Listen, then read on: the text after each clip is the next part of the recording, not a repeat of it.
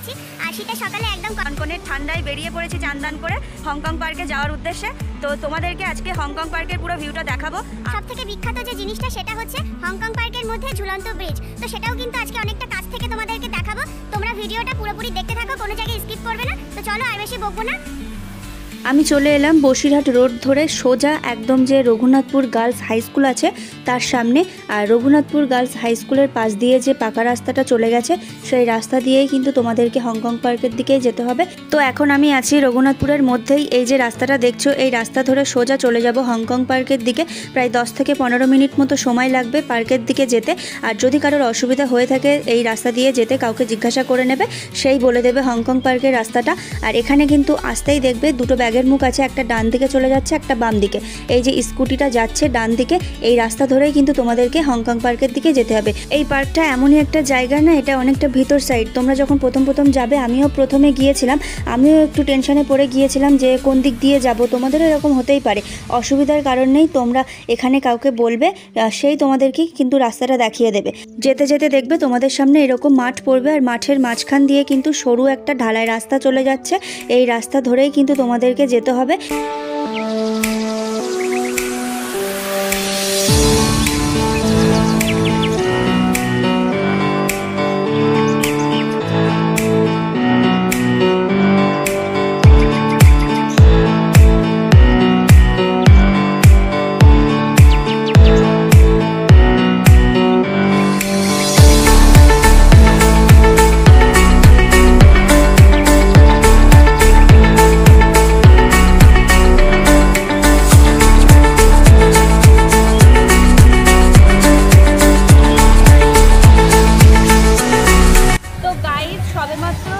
দাঁড়ালাম আর এখন যাব হংকং পার্কের ভিতরের দিকে।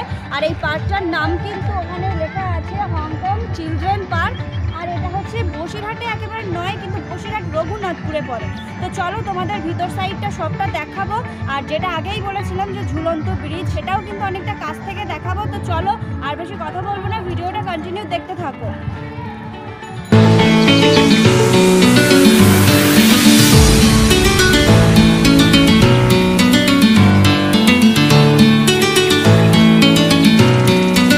আমি চলে এসেছি হংকং পার্কের ভিতরে। আর এই পার্কের মধ্যে ঢোকার মুখে তোমাদের কাছ থেকে কিন্তু ভাড়া নেবে, এক একজনের 20 টাকা করে ভাড়া।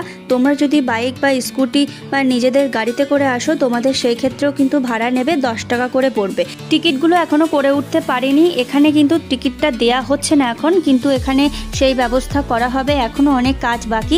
তো চলো তোমাদেরকে এই পার্কের সম্পর্কে কিছু বলি। এই যে জায়গাটা দেখছো এটা কিন্তু আগে ছিল নার্সারি। এখানে প্রচুর পরিমাণে ফুল ফলের গাছ এইগুলো কিন্তু ছিল, যেটা নিয়ে এখানে পরিচর্যা হতো, এখনও হয় এবং হয়েই যাবে। তার মধ্যেই কিন্তু থাকবে এই হংকং পার্ক। এই যে এত বড় জায়গাটা দেখছো, এখানে কিন্তু আগে যেমন ছিল নার্সারি তেমন ছিল জলকর। প্রচুর জায়গা জুড়ে কিন্তু ছিল জলকর, যে জলকরগুলো এখন মাটি দিয়ে বন্ধ করে তারপরে কিন্তু এই যে গাছপালা ফুল এগুলো কিন্তু করা হয়েছে। আর সুন্দর করে কিন্তু জায়গাটাকে একটা অন্য রকম করে তোলা হচ্ছে, আর এখনও কাজ চলছে। আর একটা কথা বলি, এখানে একজন দাদা আমাকে বলেছিল, আমি শুনতে চেয়েছিলাম যে এই জমিটা কতটা জায়গা জুড়ে আছে। তো আমাকে বলেছিল প্রায় 60 বিঘা জমি আছে এখানে, তার থেকে কিছু অংশ নিয়েই কিন্তু এই হংকং পার্কটা করা হচ্ছে। যে 60 বিঘা জমিগুলো আছে টোটাল ওই পাশেও আছে, ওই দিকে কিন্তু জলকর ছিল, সবই জলকর ছিল। আর এর মধ্যে যেটা ঝুলন্ত ব্রিজ, এটা কিন্তু নতুন একদমই হয়েছে, 2 থেকে 2.5 মাস মতো হচ্ছে। এই ব্রিজে যখন তুমি উঠবে, তোমার কাছ থেকে কিন্তু ব্রিজে ওঠার জন্য 10 টাকা টিকিট নেবে। খুব সুন্দর একটা ব্রিজ, যেটা খুবই কষ্ট করে হাতে বানিয়ে কিন্তু করা হয়েছে, গাছের মধ্যে দিয়ে আসছে, প্রায় 300 মিটার লম্বা। তো চলো এই 300 মিটারের ব্রিজের উপর দিয়ে যাও। ব্রিজের উপর দিয়ে এই পার থেকে ওই পারে তোমাদেরকে পুরোটা দেখাবো, তোমরাও দেখবে অনেকটা কাছ থেকে। আর সত্যি কথা বলতে এখানে কিন্তু যেতে গেলে খুব ভয় করবে, তবুও যেতে হবে যদি ইচ্ছা করে।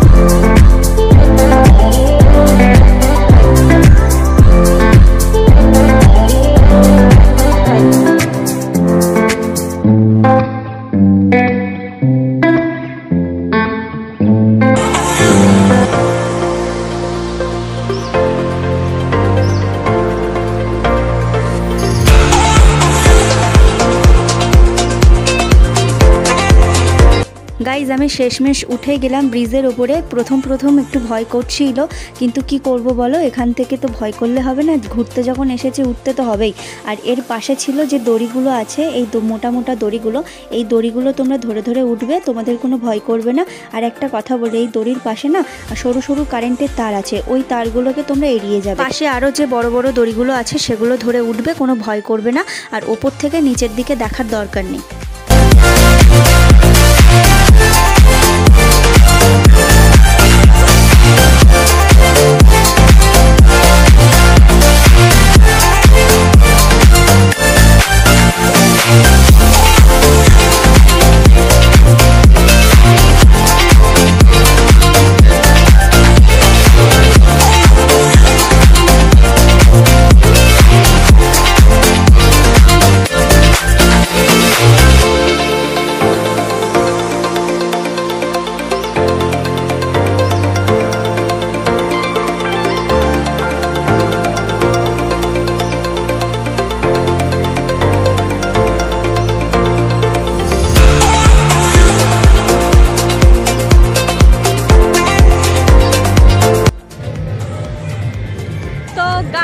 ওই পার থেকে উঠেছিলাম আর এইমাত্র আমি এই পারে এলাম। তো তোমাদের সঙ্গে একটা আমি কথা বলতে চাই, এই যে ঝুলন্ত ব্রিজে যারা মনে করছো এখানে এসে উঠতে পারো, কোনো সমস্যা নেই। অনেকটা সাহসের দরকার, কারণ আমার সত্যিই বলছি, আমি যদি সাহসটা না করতাম আমি এখানে চড়তেই পারতাম না। প্রায় 10 বার আমি ট্রাই করেছি, 11 বারের বার আমি কিন্তু ভালোভাবে উঠতে পেরেছি। তাও এক জায়গায় দাঁড়াচ্ছি আবার যাচ্ছি, দাঁড়াচ্ছি আবার যাচ্ছি। তো যাই হোক, আর এখানে কিন্তু উঠতে তোমাদের কিন্তু 10 টাকা করে টিকিট ভাড়া নেবে। ব্রিজের এখানে কিন্তু সর্বশেষ, এখান থেকেই তোমাকে নেমে পড়তে হবে। এখানে লেখাও আছে প্রবেশ নিষেধ, এখানে কিন্তু কোনোভাবেই ওঠা যাবে না। তো চলো, পার্কের মধ্যে যে সুন্দর সুন্দর জায়গাগুলো আছে দেখার মতো, সেগুলোও তোমাদেরকে দেখাবো, ভিডিওটা দেখতে থাকো।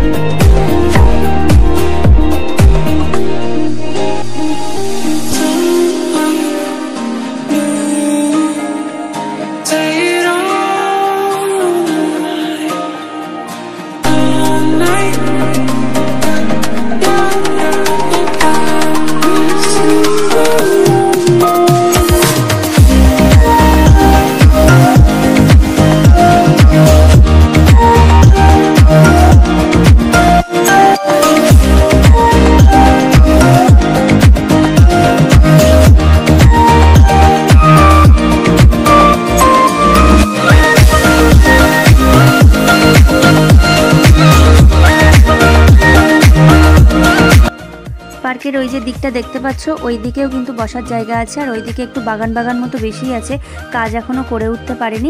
এখানে কিন্তু বোটের ব্যবস্থাও আছে, তোমরা বোট নিতে পারো, আর বোট ভাড়া কিন্তু 10 থেকে 20 টাকার মধ্যে হয়ে যাবে।